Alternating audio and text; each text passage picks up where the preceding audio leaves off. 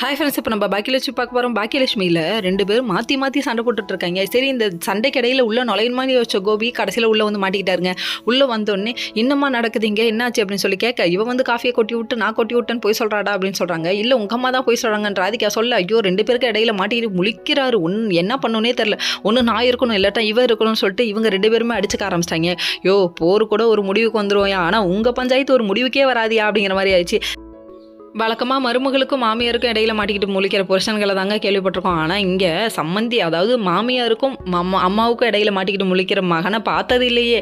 ஐயோ முழிக்கிறாரு, இவருக்கு என்ன பண்ணோன்னே தெரில. என்னடா இது பெரிய அக்கப்போரா இருக்கேன்னு சொல்லிட்டு வாங்கன்னு அவங்க அம்மாவை எழுத்துட்டு ரெஸ்டாரண்ட் போயிட்டாரு. இந்த கோவத்தை ரெஸ்டாரண்ட்டில் காமிக்கிறாரு. தம்பி இப்படிலாம் காமிச்சின்னா ஒரு ரெஸ்டாரண்ட்டில் நான் சமைக்க மாட்டேன்ப்பா அப்படின்றாங்க. இப்படி தாங்க உண்மையுமே. அதாவது முதலாளிகள்லாம் முதல்ல இவங்க டென்ஷனை முதல்ல வீட்டில் இருக்க டென்ஷனை வெளியில் காமிக்காதீங்க. ஒர்க் பண்ணுற இடத்துல காமிச்சோம்னா ஒர்க் பண்ணுற எல்லாருக்கும் கஷ்டமாக இருக்கும், ஒர்க்கும் நல்லபடியாக நடக்காது. அது ஃபஸ்ட்டு தெரிஞ்சுக்கோங்க.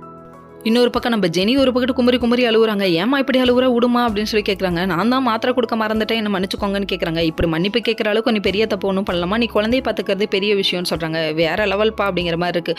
ஒரு பொண்ணோட மனசு பொண்ணுக்கு தான் புரியும்னு சும்மாவா சொல்லுவாங்க அப்படிங்கிற மாதிரி இருக்குது. இந்த காலத்தில் பொண்ணு எதிரிங்கிற மாதிரி கண்டிப்பாக நீ வந்து எனக்கு சப்போர்ட்டாக இருக்குது அப்படின்னு சொல்லிட்டு நினச்சி மனசில் சந்தோஷப்பட்டுக்கிறாங்க.